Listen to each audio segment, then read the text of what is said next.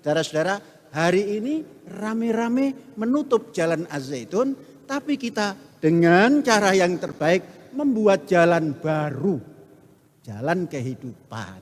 Ya Allah, jangan sampai kelaparan anak-anakku ini. Karena saya pernah sekolah dalam kondisi lapar. Rekening masih diblokir. Mudah-mudahan kualat. Ya.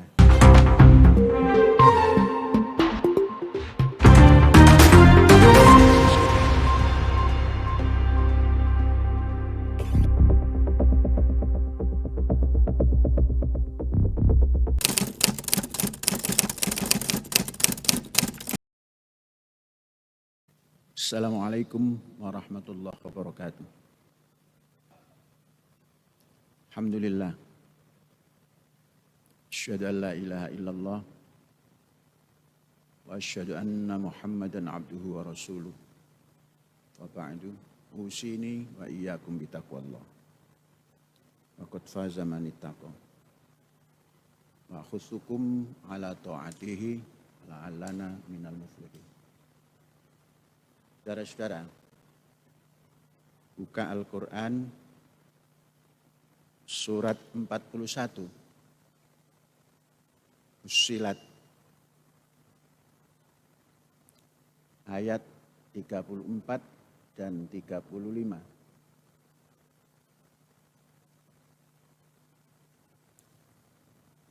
Ayat 34 dan 35. Suratnya 41, ayatnya 34 dan 35. Sudah ketemu? Ya, saya bacakan.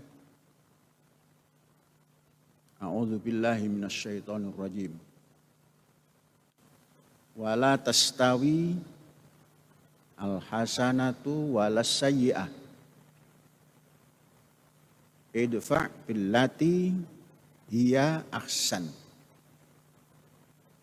Fa idzal ladzi bainaka wa bainahu adawatun ka'annahu waliyun hamim. Itu ayat 41, ayat 34. Ayat 35-nya wa ma yulaqqaha illal ladzina sabaru wa ma yulaqqaha illa dzu hazzin azim. Coba dibaca terjemahannya.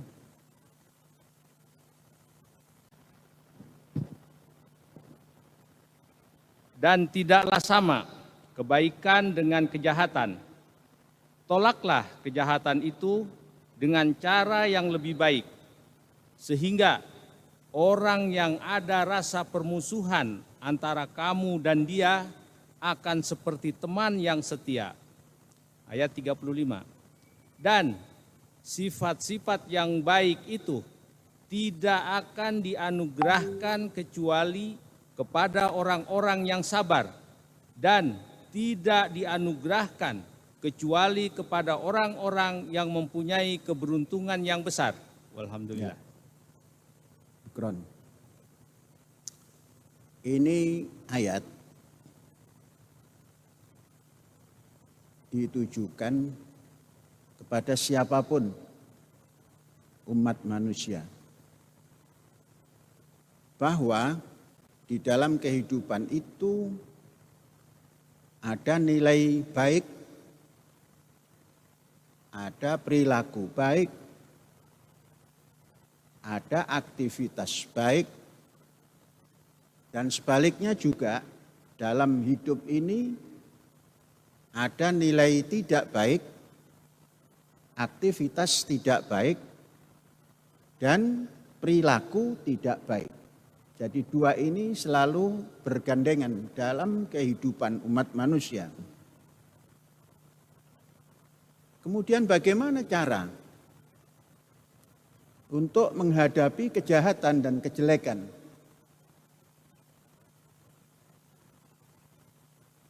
Quran menganjurkan, atau Tuhan memberikan petunjuk untuk menolak kejahatan. untuk menentang kejahatan dan turunannya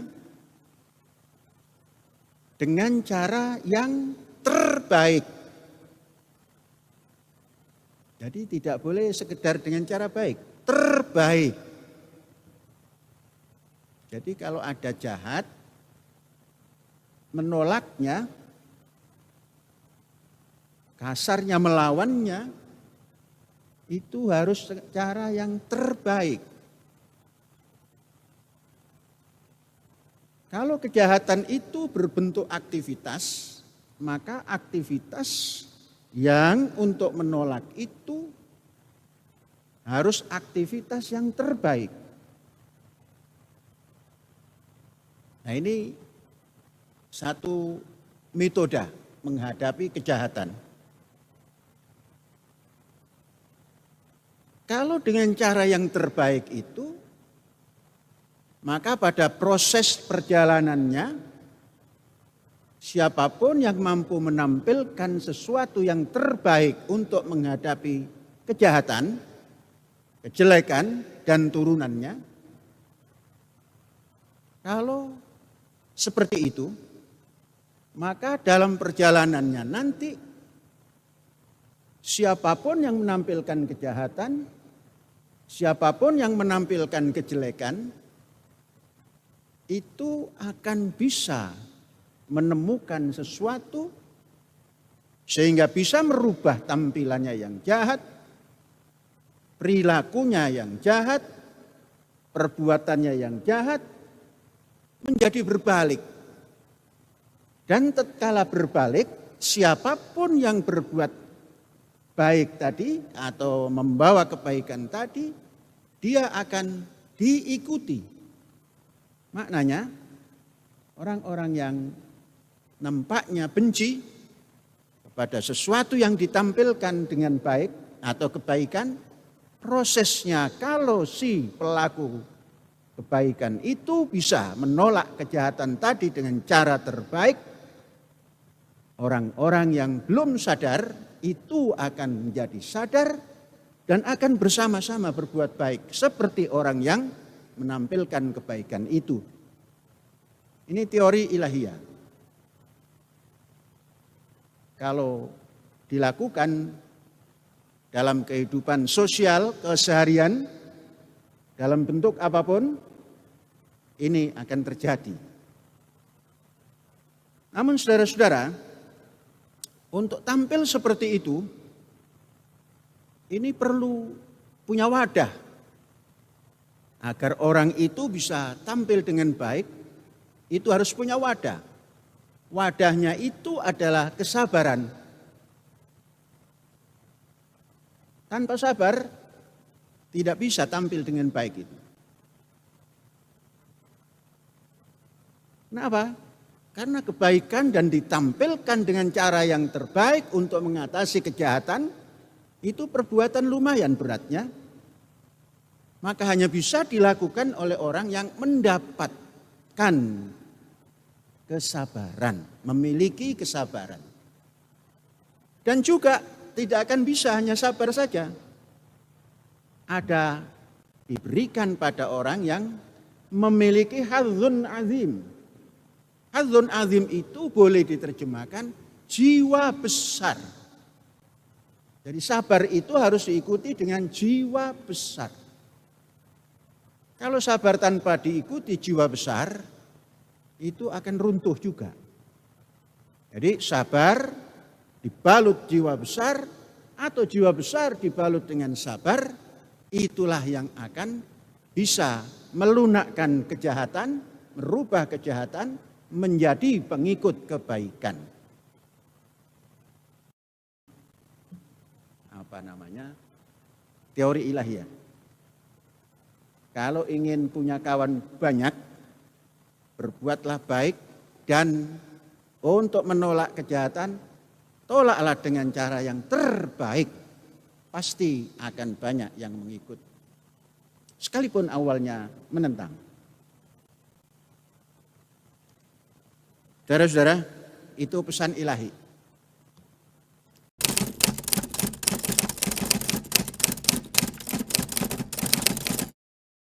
Saya mendapat laporan bahwa Kepala Daerah Indramayu bercerita tentang Az-Zaitun,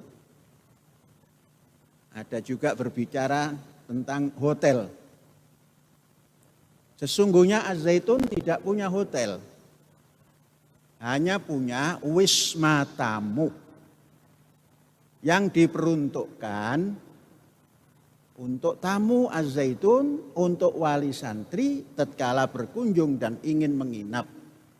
Dibuatkanlah wisma tamu. Dan karena itu perlu perawatan, maka setiap tamu yang menggunakan kamar itu memberikan sedekah 10 sak semen yang ketika itu harganya 25.000. Maknanya memberikan sedekah 250.000.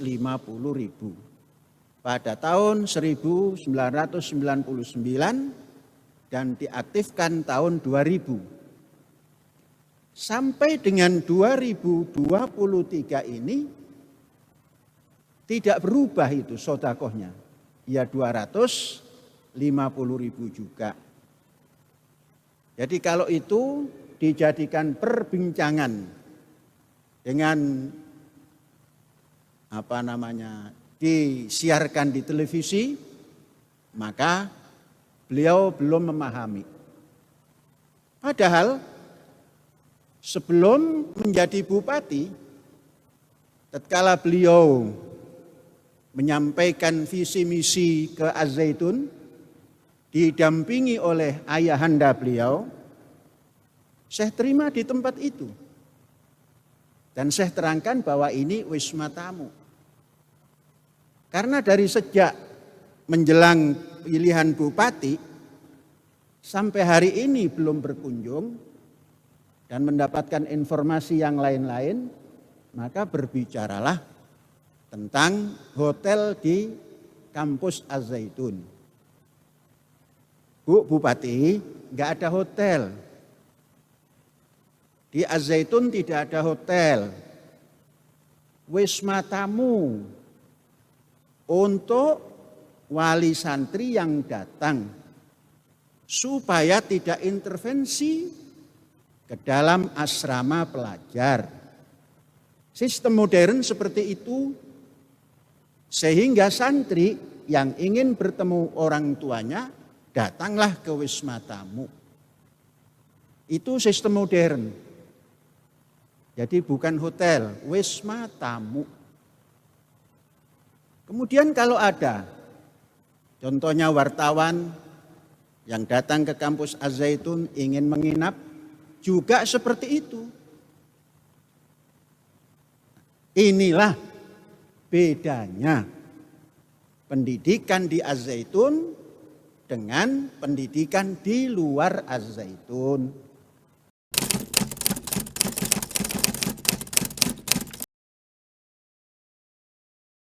Juga bercerita tentang PBB. Konon tanah segitu banyaknya, PBB-nya sedikit.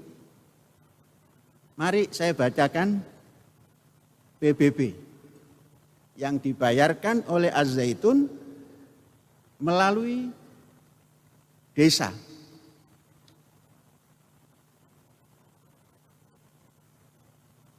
Dari tahun 18 sampai 22. Nilai PBB 300.592.014 rupiah. Dan ini bukan karangan Az-Zaitun. Ini adalah berdasar tagihan yang namanya SPPT barangkali. Berdasar SPPT itulah maka keluar nilai. Nilainya 359.014 rupiah. Dan yang anehnya masih ada tambahan. Tambahan itu konon swadaya desa. Padahal desa sudah mendapat anggaran dari negara. tapi masih memungut swadaya numpang ke PBB, pajak bumi dan bangunan. Jumlahnya juga tidak terlalu kecil, hampir separuh daripada nilai PBB, yakni 181.561.908. Itu pun diberikan kepada desa. Sambil kita tidak pernah bertanya untuk apa swadaya ini. Kami bayarkan. Dan sekalipun jalan menuju Az-Zaitun belum pernah diperbaiki. Sehingga terjadilah kalau mau masuk Az-Zaitun lewat pintu utara, laksana kita harus mengarungi Laut Cina Selatan. Gelombang besar. Jadi setiap tahun ada tambahan. Tahun 18 300 juta lebih. 300.600.000 lah kita bulatkan. Kemudian tahun selanjutnya 19 itu 302,5 juta. Kemudian tahun 20 320 juta lebih. Kemudian 21 ada sedikit penurunan, tidak tahu karena tagihannya seperti itu. Kemudian 322, 311 juta rupiah.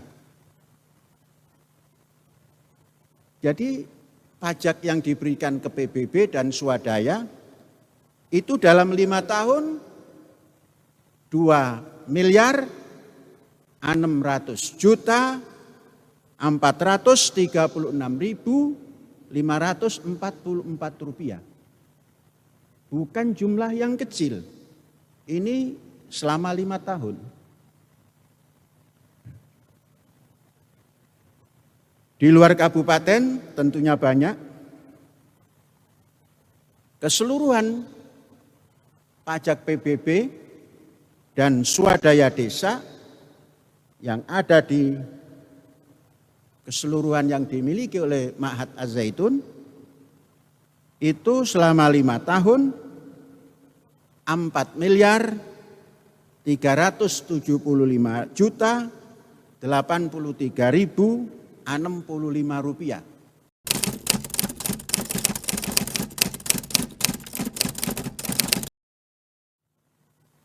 Saudara-saudara, kemudian berapa jumlah real daripada aset yang berbentuk lahan dan bangunannya?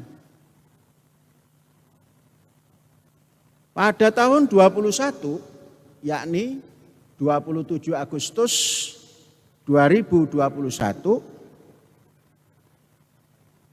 aset yang diapresial oleh lembaga resmi itu ada 1.643 hektar, 78. Yaitu 1.643,78 hektar. Itu yang sudah diapresial. Yang belum masih banyak. Baik di Jawa maupun di luar Jawa. Karena setiap bulan kita menganggarkan untuk menambah aset berbentuk lahan. Berapa apresialnya? Lembaga resmi yaitu KJPP DAZ Rekan. Itu nama lembaga apresialnya. Ditaksir dan dinilai oleh lembaga apresial kekayaan aset Az-Zaitun sampai dengan tahun 21 itu berjumlah 20 triliun 890 juta miliar 181 juta. Inilah aset daripada Az-Zaitun yang jumlah hektarnya 1.643 hektar, 78. Nilai yang di appraisal 20 triliun, catat supaya enggak lupa. 890 181 ribu. Narasinya seperti begini. 20 triliun 890 miliar 181 juta. Alhamdulillah.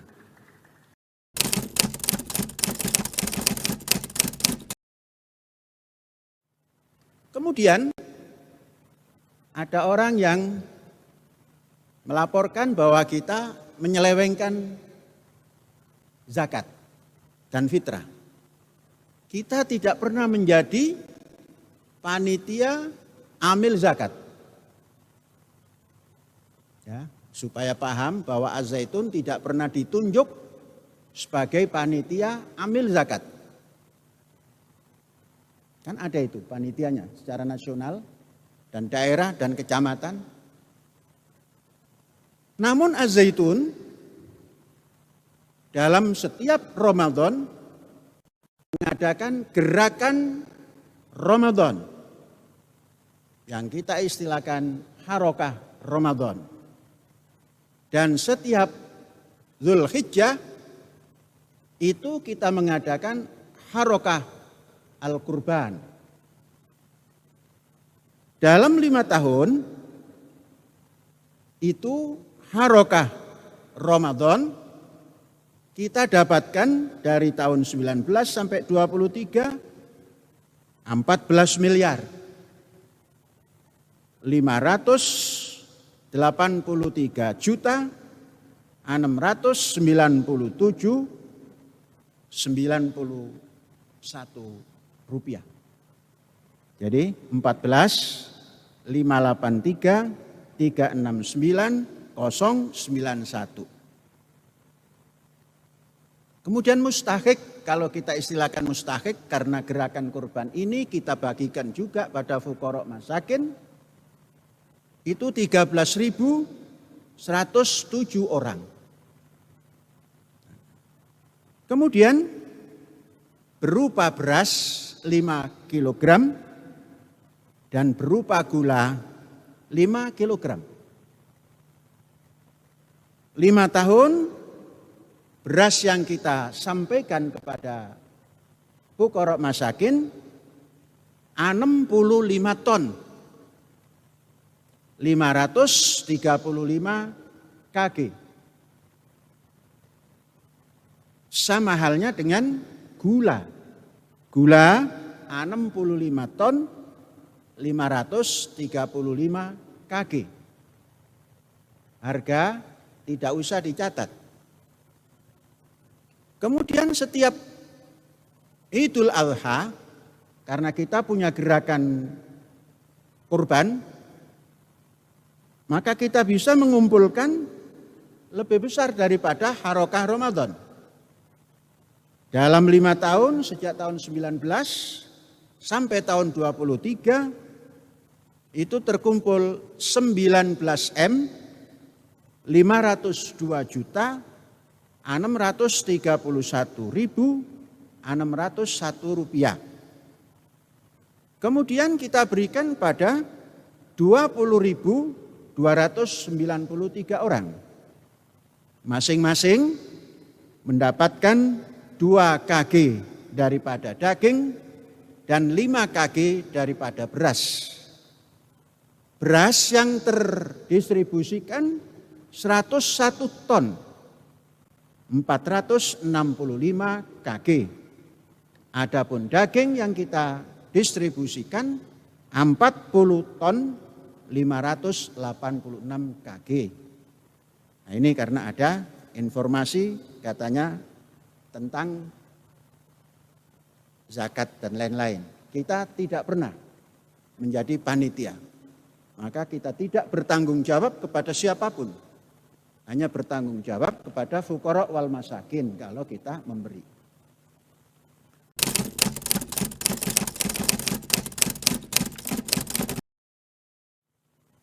Kemudian saudara-saudara, anggaran belanja Az-Zaitun dalam 1 tahun itu tidak kurang daripada 150 M.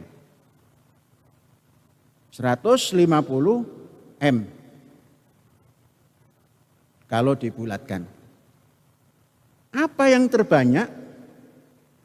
Yang terbanyak diserap adalah honor daripada guru, dosen, relawan, tenaga harian, pertanian, dan lain-lain. Itu dalam 1 tahun mencapai 51 M lebih. Kemudian terbesar kedua yakni pemakanan. Urusan makan minum penghuni itu berjumlah dalam 1 tahun 44 M 865 juta sekian. Kalau dibulatkan ya 45 M. Lain-lainnya sedikit. Yakni setelah 44 masuk ke 6 M itu pajak-pajak. Yang ketiga adalah penambahan aset. Pembelian lahan dan sebagainya dalam 1 tahun lebih daripada 30 M. Maka kalau ditanya, saya suka mana? Menabung uang atau membeli aset? Aset. 1 tahun 30 M,5. Ya banyak. Kalau harganya yang tertinggi umpamanya 200, kan berarti 2 M, 1 hektar. Kalau yang terendahnya itu 100, berarti 1 M. Jadi nambahnya cukup jelas. Nah, saudara-saudara, inilah bentuk daripada hajat kita per tahun. Kemudian pemasukan dan lain-lain itu didapat dari uang partisipasi wali santri yang memasukkan putra-putrinya. Itu yang utama. Yang kedua adalah sodakoh-sodakoh. Yang ketiga adalah BOS. Dan BOS ini menempati 2,5% sampai 2,7%. Alhamdulillah tidak pernah tekor. Hanya kalau terlalu lama daripada blokir daripada rekening, yaitu sedikit puyeng juga. Tapi hanya puyeng. Hanya puyeng. Kalau puyeng makan bodrek juga sembuh.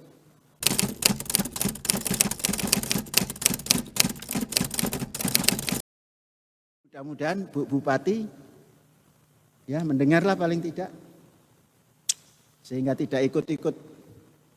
Di sebelah sana marah, Ibu Bupati marah. Di sebelah sana boykot rekening itu, blokir. Di sini menutup Singgalang ditutup tanpa ada berita apa-apa, tutup. Jadi rame-rame. Saudara-saudara, hari ini rame-rame menutup jalan Az-Zaitun, tapi kita dengan cara yang terbaik membuat jalan baru, jalan kehidupan. Jangan pernah khawatir. Diblokir, tapi tetap mengalir. Walaupun sedikit pening kalau melihat anak-anak jalan. Ya Allah, Jangan sampai kelaparan anak-anakku ini. Karena saya pernah sekolah dalam kondisi lapar. Dan tidak enak lapar itu. Sakit. Ternyata anak-anak kita senang saja. Maknanya tidak lapar. Kita carikan. Sekalipun rekening masih diblokir. Mudah-mudahan kualat. Hadza wallahu yar'ana wa yahfazuna walhamdulillahirabbil alamin.